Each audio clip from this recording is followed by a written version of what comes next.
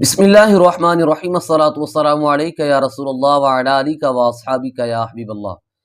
नाज़रीन कराम, मौजूदा दौर के फितनों में से एक बहुत बड़ा फितना उम्मत के अंदर मिर्ज़ा मोहम्मद अली जेहलमी की सूरत के अंदर हमने देखा है। ये तरह तरह से सहाबाए किराम अलैहिम रिदवान की ज़ात पर तानो तशनी करता रहता है और उनकी ज़ात पर तबर्रा करता है। बिलखुसूस हज़रत अमीर मुआविया रज़ियल्लाहु ताला अन्हु की ज़ात पर ये कीचड़ उछालने की ये नाकाम करता रहता है।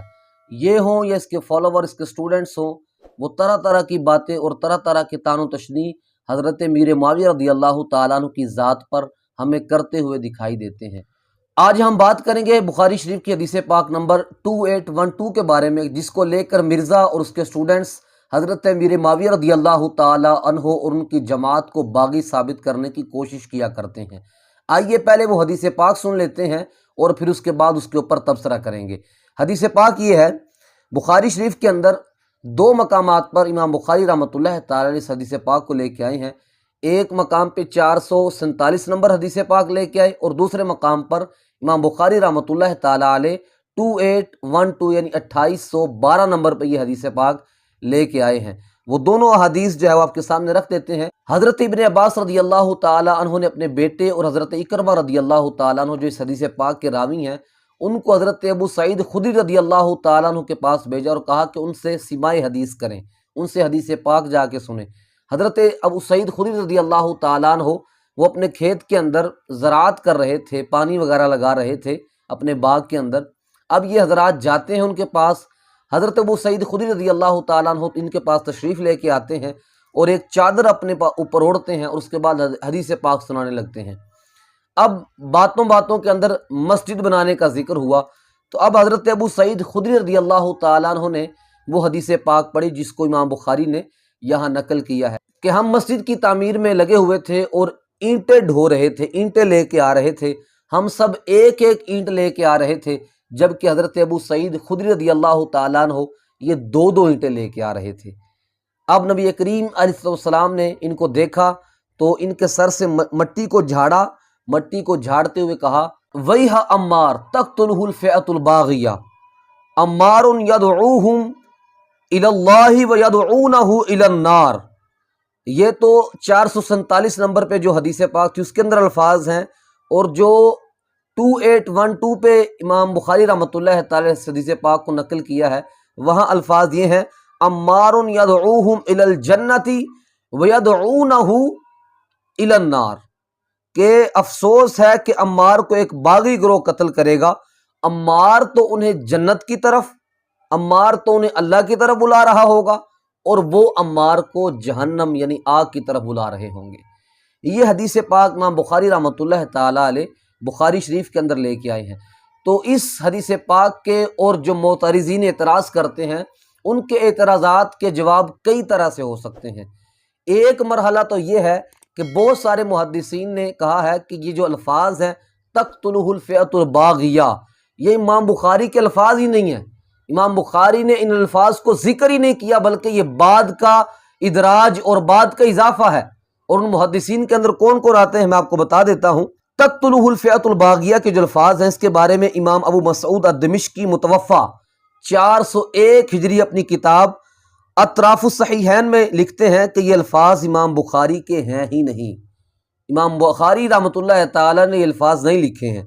इमाम बैहक़ी मुतवफ़ा 458 हिजरी ने अपनी किताब दलाइल नबुव्वा के अंदर लिखा है कि इमाम बुखारी रहमतुल्लाह ताला अलैह ने ये हदीस पाक जो भी बयान की गई है, ये हदीस पाक तक़्तुलहुल फ़िअतुल बाग़िया के अल्फाज के बग़ैर ही जिक्र फरमाई है। इमाम हुमैदी रहमतुल्लाह ताला अलैह मुतवफ़ा 488 हिजरी, आपने अपनी किताब अल जम्अ बैन सहीहैन में लिखा है कि ये अल्फाज इमाम बुखारी ने बुखारी शरीफ के अंदर दर्ज नहीं फरमाए हैं, या अगर दर्ज किए भी हैं तो बाद में आपने इनको हज़फ कर दिया था।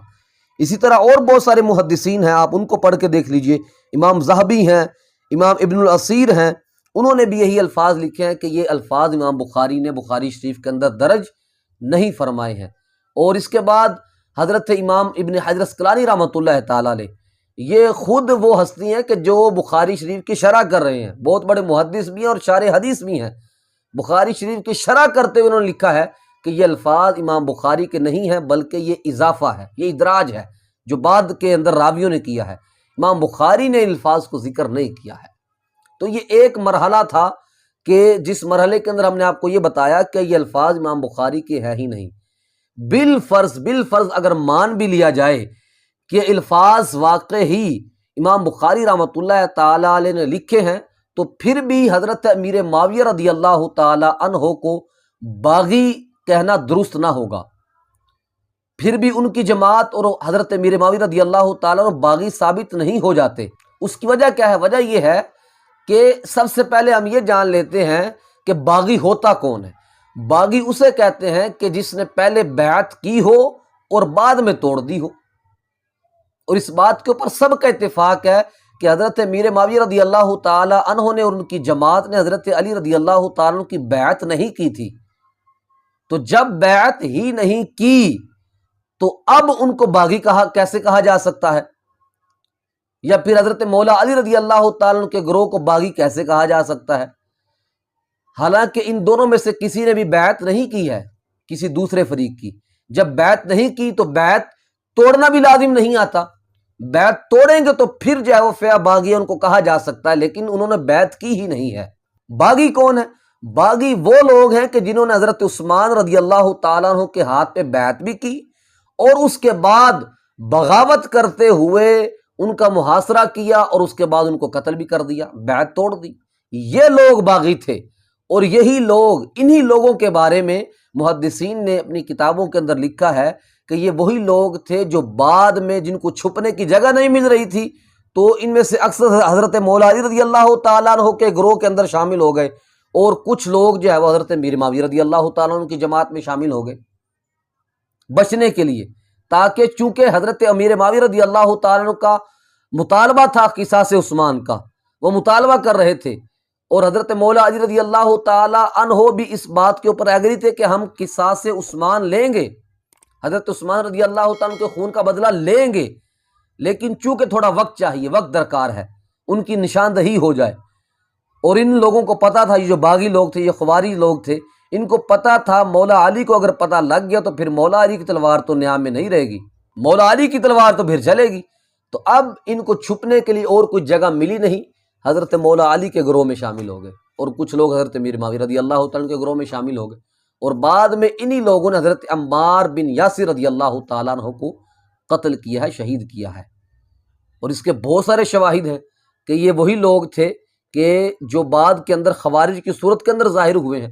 جنگ نہروان جو ہے وہ حضرت مولا علی رضی اللہ تعالیٰ عنہ کس کے خلاف لڑی تھی؟ یہی خوارج لوگ تو تھے جو پہلے چھپتے رہے، بعد میں ظاہر ہو گئے، اور پھر مولا علی رضی اللہ تعالی عنہ نے ان کا زبردست قلع کما کیا ہے۔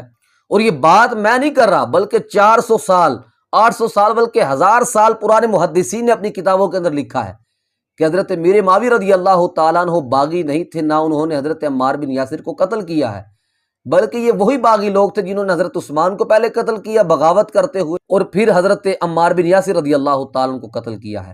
لیکن چند سوالات اور اشکالات ہیں۔ بالفرض مان بھی لیا جائے کہ حضرت امیر معاویہ رضی اللہ تعالیٰ عنہ باغی تھے، تو مجھے بتائیے کہ حضور علیہ الصلوۃ والسلام نے پھر آپ کے لیے یہ الفاظ کیوں کہے تھے؟ اللہم اجعلہ ہادیا مہدیا۔ حضور کو نہیں پتا تھا پھر کہ یہ تو باغی ہو جائیں گے اور حضرت عمار بن یاسر کے قاتل ہوں گے یہ؟ پھر حضور نے یہ دعا کیوں دی؟ اور اگر ثابت ہو جاتا کہ حضرت عمار بن یاسر رضی اللہ تعالیٰ عنہ کے قاتل اور باغی حضرت امیر معاویہ رضی اللہ تعالیٰ عنہ ہی ہیں، تو پھر حضرت ابو ایوب انصاری، حضرت ابن عمر رضی اللہ تعالیٰ عنہ، حضرت ابو سعید خدری رضی اللہ تعالیٰ عنہ، حضرت ابو ہریرہ رضی اللہ تعالیٰ عنہ، ان لوگوں نے قتال کیوں نہیں کیا؟ ان لوگوں نے جنگ میں حصہ کیوں نہیں لیا؟ اور ان کے بارے میں موجود ہے کہ انہوں نے قتال نہیں کیا ہے، نہیں حضرت علی کے ساتھ تھے، نہ حضرت امیر معاویہ کے ساتھ تھے۔ اگر ثابت یہ ہو جاتا کہ قاتل اور باغی حضرت امیر معاویہ ہی ہیں تو پھر تو ان کو بھی مقابلے کے اندر سفارا ہونا چاہیے تھا، لیکن یہ نہیں ہوئے ہیں۔ اسی طرح حضرت علی رضی اللہ تعالیٰ کی جماعت کے اندر جو لوگ شامل تھے، انہوں نے بھی کبھی حضرت امیر معاویہ رضی اللہ تعالیٰ عنہ یا آپ کے گروہ جماعت کو باغی نہیں کہا ہے۔ مجھے ایک صحیح سند کے ساتھ ایسی کوئی روایت دکھا دیں کہ حضرت مولا علی رضی اللہ تعالی عنہ کے گروہ میں جو لوگ تھے، جماعت میں شامل جو لوگ تھے، یا آپ کی طرف سے جو قتال کر رہے تھے، انہوں نے حضرت امیر معاویہ رضی اللہ تعالیٰ عنہ کو باغی کہا ہو؟ ان کے سامنے یہ حدیث نہیں تھی، انہوں نے پھر باغی کیوں نہیں کہا؟ اس کی کیا وجہ ہے؟ ایک صحیح سند کے ساتھ مجھے روایت کوئی ایسی دکھا دیں۔ نہیں دکھا سکیں گے، ٹائم مرزا قیامت تک ہے، نہیں دکھا سکے گا تو۔ اور اگر حضرت امیر معاویہ رضی اللہ تعالیٰ عنہ باغی تھے تو پھر حضرت مولا علی رضی اللہ تعالی عنہ نے حکم کیوں بنایا تھا؟ جنگ روک دی گئی تھی، دونوں طرف سے حکم جو بلائے گئے تھے فیصلہ کرنے کے لیے، صلح کے لیے، وہ کیوں مقرر کیے تھے؟ جب ثابت ہو چکا تھا کہ حضرت امیر معاویہ رضی اللہ تعالیٰ عنہ باغی ہیں، تو پھر یہ حکم بلانے کی کیا ضرورت تھی؟ اس کا مطلب یہ ہے کہ حضرت علی رضی اللہ تعالیٰ عنہ کو بھی پتا تھا کہ حضرت عمار بن یاسر کے قاتل حضرت امیر معاویہ نہیں ہیں، حضرت امیر معاویہ رضی اللہ تعالیٰ عنہ باغی نہیں ہیں، حضرت علی کو پتا تھا۔ اور آگے چلیے، آپ کو حدیث پاک کا زیادہ علم ہے یا حضرت حسن رضی اللہ تعالیٰ عنہ کو زیادہ علم تھا؟ انہوں نے صلح کیوں کی ہے؟ جب پتا تھا کہ حضرت امیر معاویہ باغی ہیں، قاتل ہیں، تو پھر صلح کیوں کی؟ حضرت حسن و حسین رضی اللہ تعالی عنہ نے کیوں بیعت کی حضرت امیر معاویہ رضی اللہ تعالیٰ عنہ کی؟ ان کو نہیں پتا تھا یہ تو باغی ہیں، تو جہنمی ہیں، نعوذ باللہ من ذالک،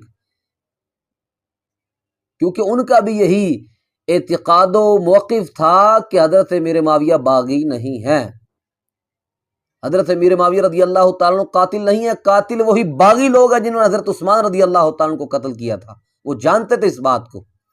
یا پھر تو یہ دعویٰ کر دے کہ میری معلومات اور میرا علم جو ہے وہ حضرت حسن و حسین سے بھی زیادہ ہے، تو ٹھیک ہے، ہم تمہاری بات مان لیں گے، لیکن انہوں نے کبھی باغی نہیں کہا ہے، انہوں نے تو بلکہ بیعت کی ہے۔ اور اگر اسی کے اوپر بات کی جائے تو یہ تو بہت طویل جو ہے وہ ویڈیو بن جائے گی، لیکن اپنے موقف کے اوپر رہتے ہوئے میں یہی گزارش کرنا چاہوں گا کہ عقل و انصاف سے کام لیجئے۔ یہ صحابہ کرام کی ذات ہے کہ جن کے اوپر تم کیچڑ اچھالنے کی کوشش کرتے ہو، یہ بڑی پاک اور مقدس ذاتیں ہیں، اور یہ ساری چیزیں اور یہ سارے شواہد بتاتے ہیں کہ حضرت امیر معاویہ کا گروہ باغی گروہ نہیں تھا، آپ کی جماعت باغی نہیں تھی، یا خود باغی نہیں تھے، بلکہ سازشی اور قاتلین وہی لوگ تھے جنہوں نے حضرت عثمان رضی اللہ تعالیٰ کو قتل کیا تھا۔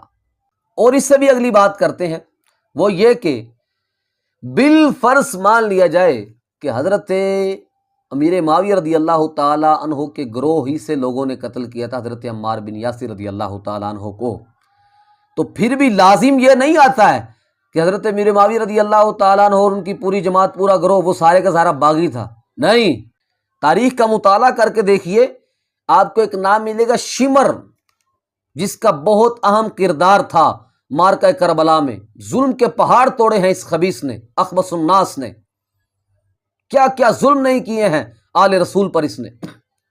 آپ کو پتا ہے یہ کون تھا اور پہلے کہاں تھا؟ یہ جنگ صفین کے اندر حضرت مولا علی رضی اللہ تعالیٰ عنہ کے ساتھ تھا یہ شمر۔ جنگ جمل جو حضرت عائشہ صدیقہ رضی اللہ تعالی عنہا اور حضرت مولا علی رضی اللہ تعالیٰ کے درمیان ہوئی تھی، اس جنگ کے اندر ایک بندہ تھا عمر ابن جرموز، یہ وہی بندہ تھا جس کے بارے میں تاریخ کے اندر آتا ہے کہ جس نے حضرت زبیر ابن العوام رضی اللہ تعالی عنہ کو قتل کیا تھا، شہید کیا تھا، اور حضرت مولا علی رضی اللہ تعالیٰ کے پاس آ کے کہا تھا کہ میں نے حضرت زبیر کو قتل کر دیا ہے۔ تو اس کے اوپر حضرت مولا علی رضی اللہ تعالی عنہ نے حیرت کا بھی اظہار کیا اور افسردگی کا اظہار بھی کیا، اور کہا کہ میں تجھے جہنم کی بشارت دیتا ہوں۔ تو حضرت مولا علی رضی اللہ تعالیٰ کے جماعت میں یہ دونوں لوگ شامل تھے، تو پھر کیا کہیں گے کہ حضرت مولا علی رضی اللہ تعالیٰ کی جماعت جو ہے وہ باغی جماعت ہے؟ جس طرح 2، 4، 5 ان کمینوں کی وجہ سے حضرت مولا علی رضی اللہ تعالیٰ عنہ کے اوپر تان نہیں کیا جا سکتا، اسی طرح چند قماش، چند بدماش اور چند جو ہے باغی لوگوں کی وجہ سے حضرت امیر معاویہ رضی اللہ تعالیٰ کو تان کا نشانہ نہیں بنایا جا سکتا، کیونکہ ان کی نیت صاف تھی، ان کا ایک ہی مطالبہ تھا کہ ہمیں خون عثمان کا بدلہ چاہیے، اور اس کا ذکر خود مولا علی رضی اللہ تعالیٰ نے اپنے مکتوب کے اندر فرمایا ہے۔ نہج البلاغہ کا مطالعہ کر کے دیکھیں، آپ کو مکتوب ملے گا، یہ مکتوب نمبر 58 ہے۔ اور وہ مکتوب کیا ہے وہ بھی پڑھ کے سنا دیتا ہوں۔ اور یہ اس کا پس منظر یہ ہے کہ جنگ صفین کے بعد شام کے کچھ لوگ اور کچھ اطراف کے لوگ حضرت امیر معاویہ رضی اللہ تعالیٰ عنہ اور آپ کی جماعت کو برا بھلا کہنا شروع ہو گئے تھے۔ تو آپ نے اطراف کے لوگ جو آپ کے ماتحت علاقے تھے ان کی طرف ایک گشتی مراسلہ وہ آپ نے تحریر فرمایا، اور اس کے اندر لکھا کہ ہمارے معاملے کی ابتدا یہ ہے کہ ہم شام کے لشکر کے ساتھ ایک میدان میں جمع ہوئے، جب کہ بظاہر دونوں کا خدا ایک تھا، رسول ایک تھا، پیغام ایک تھا، نہ ہم اپنے ایمان و تصدیق میں اضافے کے طلبگار تھے اور نہ وہ اپنے ایمان کو بڑھانا چاہتے تھے۔ معاملہ بالکل ایک تھا، صرف اختلاف خون عثمان رضی اللہ تعالی عنہ کے بارے میں تھا۔ حضرت امیر معاویہ کا مطالبہ تھا کہ ہمیں خون عثمان کا بدلہ چاہیے، اور حضرت مولا علی رضی اللہ تعالیٰ عنہ کا یہ مطالبہ تھا اور یہ فرمانا تھا کہ ہم خون عثمان کا بدلہ لیں گے لیکن حالات تھوڑے سازگار ہو جائیں اور ہمیں نشاندہی ہو جائے کہ کن لوگوں نے حضرت عثمان رضی اللہ تعالیٰ عنہ کو قتل کیا ہے۔ صرف اس بنا کے اوپر یہ جنگ ہوئی تھی، اور اہل سنت کا موقف ہے کہ حضرت امیر معاویہ رضی اللہ تعالیٰ عنہ جنگ صفین کے اندر وہ خطا پر تھے اور حضرت مولا علی رضی اللہ تعالیٰ عنہ حق پر تھے، لیکن ان کی خطا وہ کوئی گناہ نہیں ہے بلکہ خطائے اجتہادی تھی، اور وہ مجتہد تھے، اور خطائے اجتہادی کے اوپر گناہ نہیں ہوتا ہے بلکہ ایک اجر ہوتا ہے۔ حدیث پاک کی روشنی میں فرمایا کہ مجتہد اگر ثواب پر ہو، درستگی پر ہو، تو اس کے لیے 2 اجر ہیں، اور اگر خطا پر بھی ہو مجتہد تو اس کے لیے 1 ثواب 1 اجر رکھا ہے اللہ تبارک و تعالیٰ نے۔ اور یہ ہم ان کو مجتہد نہیں کہہ رہے بلکہ ان کی مجتہدانہ صلاحیتوں کو حضرت عبداللہ ابن عباس رضی اللہ تعالیٰ عنہ نے مانا ہے اور ذکر بھی کیا ہے، بخاری شریف کے اندر روایت موجود ہے۔ تو جب امیر معاویہ رضی اللہ تعالیٰ عنہ کو باغی حضرت مولا علی نے نہیں کہا، آپ کی جماعت نے نہیں کہا، آپ کے ساتھ والے جو لوگ تھے جنہوں نے آپ کی طرف سے جنگ کی تھی ان لوگوں نے نہیں کہا، حضرت حسن و حسین نے نہیں کہا، تو پھر تم کون ہوتے حضرت امیر معاویہ رضی اللہ تعالیٰ عنہ کو باغی کہنے والے؟ یا پھر تمہارے پاس ایسی کون سی دلیل ہے کہ حضرت امیر معاویہ رضی اللہ تعالیٰ عنہ باغی ہیں، سوائے اس کے کہ وہ جنگ صفین کے اندر شہید کر دیے گئے؟ اب جنگ صفین کے اندر کیا باغی لوگ شامل نہیں تھے حضرت مولا علی رضی اللہ تعالیٰ عنہ کی جماعت کے اندر؟ حضرت امیر معاویہ کی جماعت میں باغی لوگ شامل تھے۔ یہ سارے کارنامے تو ان کے ہیں، اور یہ صرف بات میں نہیں کر رہا، جیسے میں نے پہلے کہا کہ یہ محدثین نے اپنی کتابوں کے اندر لکھا ہے، اور علم حدیث کی زیادہ معرفت تجھے نہیں ہے بلکہ ان محدثین کو زیادہ تھی، جو بزرگ 400 سال 500 سال پہلے گزر گئے ہیں، 1000 سال پہلے گزر گئے ہیں۔ تجھے تو عربی صحیح طرح نہیں پڑھنی آتی، تو دعوے کرتا ہے اتنے بڑے بڑے۔ کبھی محدثین کی اور ان کی شارحین کی گفتگو پڑھ کے تو دیکھو جو انہوں نے کلام کیا حدیث پاک کے اوپر، لیکن وہ پڑھے گا تو کیسے؟ عربی کے اندر ہے، اور عربی تجھے آتی نہیں ہے، تیرا تو کام چلتا ہے سارا کا سارا اردو عبارات کے اوپر۔ تو کچھ خدا کا خوف کرو، تمہیں بھی اور تمہارے جو چاہنے والے ہیں اسٹوڈنٹس بھی ہیں ان کو بھی یہ پیغام ہے، اور جتنے بھی سننے والے ہیں، صحابہ کرام کی ذات بڑی مقدس ذات ہے، بڑی پاک ذاتیں ہیں، یہ ان کے بارے میں اس طرح طعن و تشنیع کرنا، تبرہ کرنا، یہ ایک مومن کو زیب نہیں دیتا۔ اللہ تعالیٰ سے دعا ہے کہ اللہ تبارک و تعالیٰ ہمیشہ حق سچ راستے پر چلنے کی توفیق عطا فرمائے۔ آمین بجاہ خاتم النبیین صلی اللہ تعالیٰ علیہ وآلہ